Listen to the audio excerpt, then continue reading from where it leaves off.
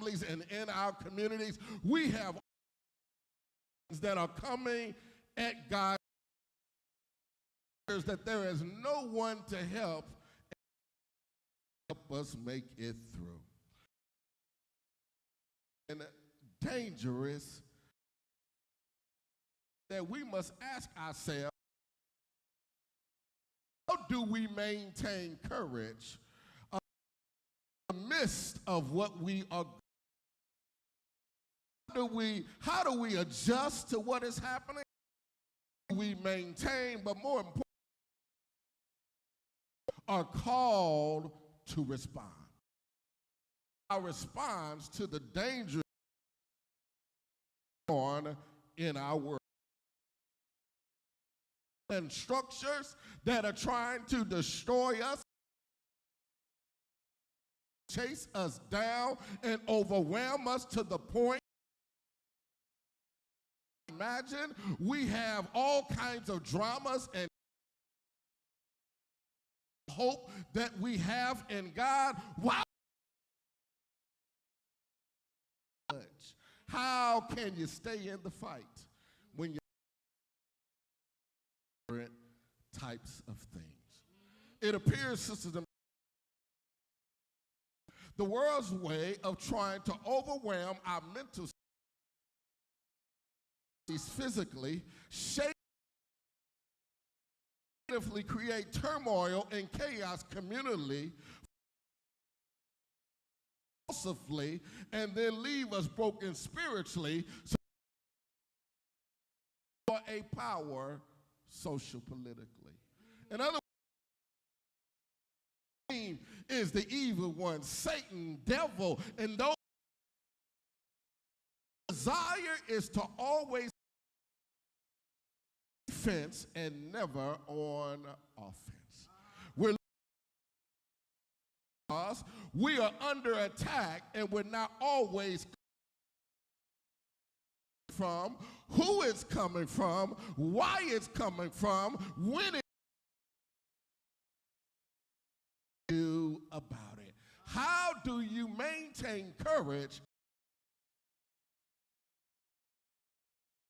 that occur in this world? I believe that this is where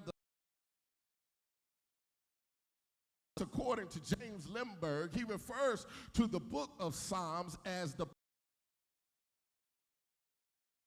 worship book, whereby the psalmist is trying to go forward with all these things around me. How do I stay confident? I hope when there's things trying to hijack my hope. How do I go forward? I got a social political drama. I got a community economic collapse, and somebody now want to take my life out. This king is wondering, how can I stand tall when we are always living in a position of surrender, but never in a place where we can soar? It is the psalmist in this particular passage whereby of hope, he offers us something that we could use, something that we must have at our disposal in order to handle the onslaught of things that come your way. We're dealing with sickness in our bodies. We're dealing with our children. We're dealing with our grandchildren. We're dealing with our end-of-life issues. We're trying to do God's will and way. We're dealing with society. We're dealing with structures and policies. We're dealing with all this stuff. How can I go on having to fight so many different things? When the last time you found yourself in a fight and it was so bad that you didn't really know who and what you were fighting?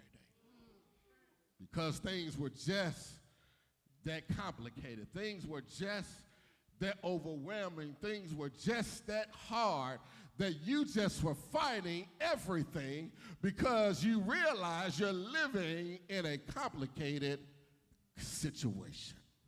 I believe the psalmist here gives us something to think about, because what I notice here is that the psalmist, unlike most most of us did not exercise out of fear, but the psalmist exercised out of a confidence that when I'm in these kinds of conditions, it does not mean that I'm finished, but it means that I need to extend an invitation so God can come in and help hold me until the storms pass by.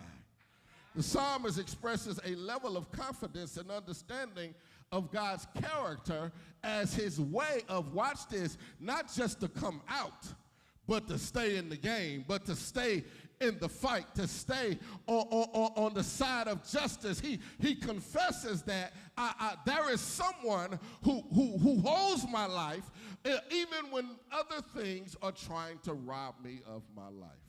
This psalmist is pretty clear about where to run.